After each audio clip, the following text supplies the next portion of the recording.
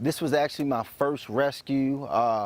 It was a crazy situation. I just came from the fire station. I was like, man, I want to do something because I felt like I'm sitting in the house and my lights were working, my internet was working, I was eating, I had water, I had everything I needed, but I kept looking at the news and I'm seeing all these people who are, in dire need. So I went to the Ponderosa fire station and I asked them how could I volunteer. They let me down to this street. So the first house, it was said on the radio that there was a special needs group home with some kids that were on life support and they were in some bad health situations where they were not able to do for themselves. So we come down here, we're walking down this street, the water's probably about this high. As you can see, looking at the damage that's been done, they've obviously lost everything from the house. If you look closely at the house, you could probably see where the watermark was, where it kind of got up to my neck. This was on Sunday night. So this was around the first or second day of the major rain, so it didn't stop raining until about Thursday. So that just lets you know how bad things were and how fast they got bad. But what we're gonna do is we're gonna go inside the house, we're gonna talk to the caretaker, her name is Myra, here at the group home, and we're gonna get a little bit of her story about how things went. So follow me inside. Hey, Myra. Hey, Brian, how are you doing? How's it going? So much. It's going okay. It's going okay. Another day in the neighborhood. Mm-hmm. Another day in the neighborhood. So I want you to tell them who you are. My name is Myra Gilbo. I'm the owner of Living on Love Children's Home in Ponderosa Forest in Houston, Texas. We were established about almost 5.5 years ago. What we do is we care for the medically fragile, severe children, and the terminally ill children. This home, that is no longer a home, was destroyed by Hurricane Harvey. Our children are now living in a hotel for the time being until we get the situation straightened out here. What we do is we take children that are very difficult to work with medically. We provide them with not only medical care 24/7, but we also give them therapeutic type of care in addition to educational type of things. So we're basically licensed to be a medically therapeutic foster home. We had a young gentleman who actually is a sign spinner, which is one of the guys who he was working off of 1960, and he was, spinning a sign for one of the companies. So he came by and he said that, you guys, are y'all okay? Do you need some help? And I said, yeah, we do. So he, along with Brian here, and thank you so much, Brian, and a few other gentlemen, I'm sorry. They endured this entire situation with us. They literally saved our kids. They saved us. I'm not able to swim. The water continued to get high. We had the equipment already ready, but it would have been very difficult to get not just our kids out, but the machines that are life-sustaining for them. If those machines were to get wet, such as a life support machine, the ventilator, our daughter is dependent on that, and she's 3 years old. So, and above all of that, these guys picked these machines up, carried them and my children via raft and their arms, and brought us to safety with an ambulance from Cypress Creek waiting for us down the road to safety. Yeah. We just appreciate it so much. And Brian, I can't even tell you, you guys are angels. You guys are simply angels. And I don't know what the words can be,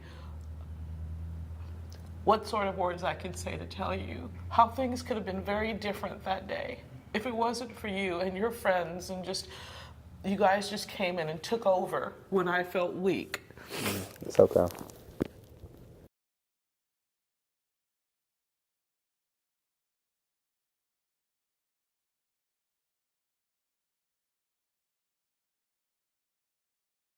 Wow, wow, wow. To actually see it now is like, wow. I tried breaking this to get their medicine out of. This what their medicine was in this, and I couldn't break it open. Hi, my name is Sonyetta Bailey Brisbane. I'm 42 years old, and I have been working here this was my second week here. So I worked 7 days on and 7 days off. People, I had 4 elderly people, 2 that could talk and take care of themselves, and 2 that couldn't, was in a wheelchair, that was living here. We brought them one by one to the right there to the door, and the boats came up into that pole right there, and we was bringing them one by one to the boat, and they was shaking, they was scared. It was like crazy. That's all I kept thinking about is Katrina. My flesh was weak, but my heart was saying, get these people out here.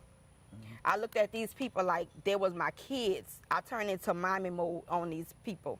They was no longer adults and sickly people. They was like my kids. And I was like, I started writing their names on their arms, their phone numbers. I wrote it on their shirts. Just so if I wrote it on my pants that I had on, just in case we got separated, that somebody could call a family member or call me, and it just was, I just went in prepare mode, get it. We stayed in the hotel. First he put us upstairs, and I thank for the people who was at the hotel because they was coming to help out their rooms. People was coming to look, and I said, I need help. They came out their rooms to help. Cause we had to pick all of the people up and bring them upstairs and carry them. And mind y'all, it's still pouring down. Raining. Through all of this stuff we're talking about, it's never a point where the rain stopped.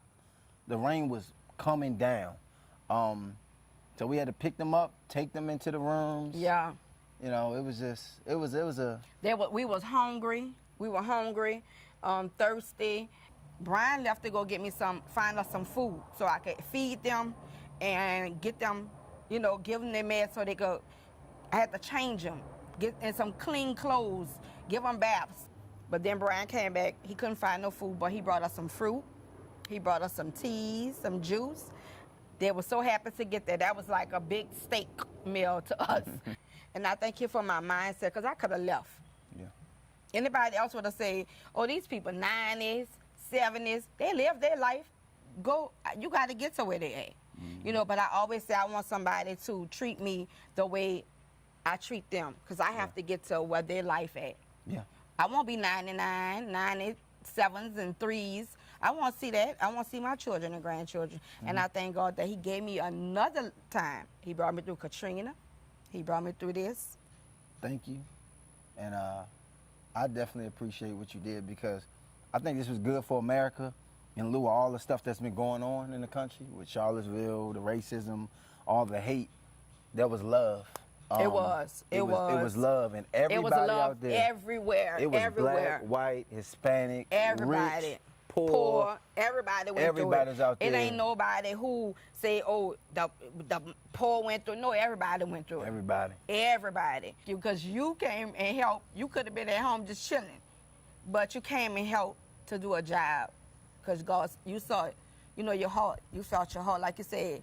Something was ticking at you and just was bothering you. That was God was like, you crazy? You just sitting there, they got people need help.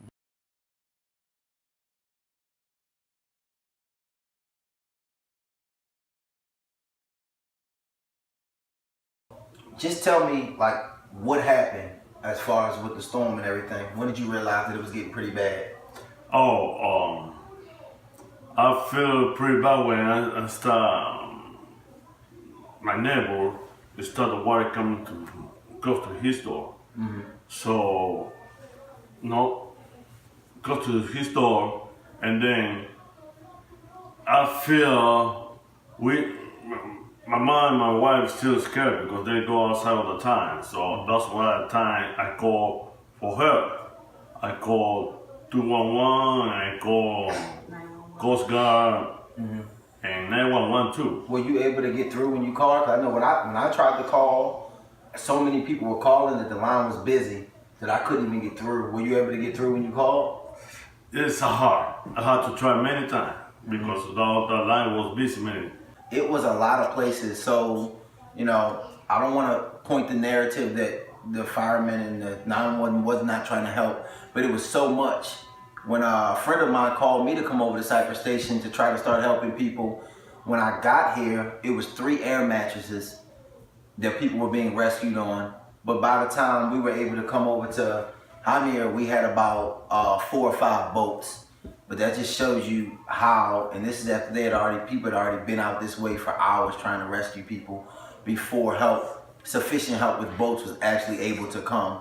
Could you tell us how old your mother-in-law is? My mother, Your mother. 83 years old. She's 83 years old. So that just shows you how important it was for rescue.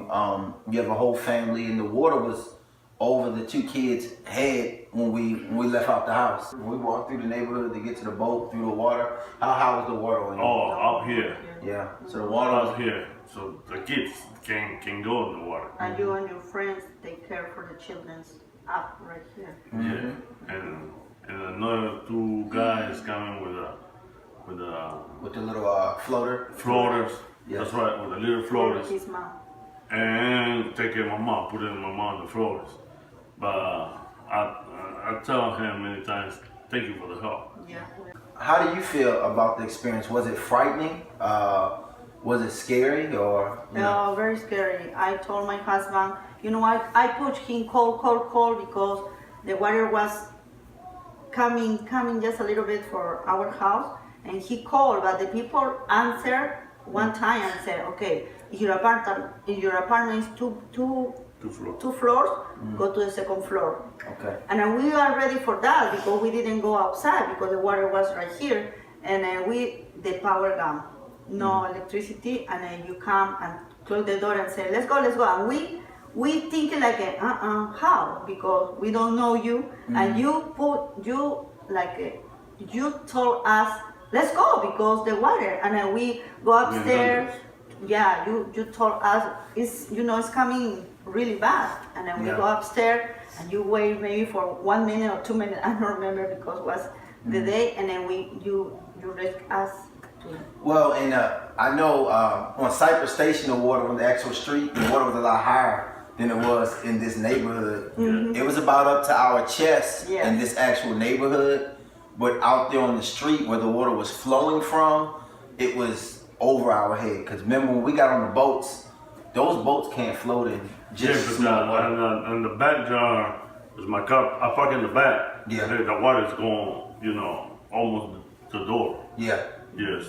And the storage, all our storage is full with water. Was full with water. Now we lost everything and the storage. But I know the people from us lost more than us. Yeah. But we're scared for that. So kids, were you guys scared of the water, or how did you feel? Were you scared when you saw all that water and all the boats? No. You wasn't scared? A pleasure to meet you guys and to be able to help you guys out. No, And I definitely- Thank you very much. Thank you very so much. because you read us, and we were in the shelter. You thinking about us because you all the time was there. How's our feeling? We spent in the shelter 2 days. So how was it at the shelter? Like, do you think it was cool? I know it was uncomfortable being around a bunch of strangers. There were no showers or anything. It was, Yeah, we don't have choices, but the people around Cyprus help a lot. yeah, It's uncomfortable but safe. yes. Safe, and all the people like you want to help us was nice. But All right, guys. Thank you. Thank you too. thank you. All right. Thank you so much. Dale la mano. Thank you, Dile. I feel like going to vacation.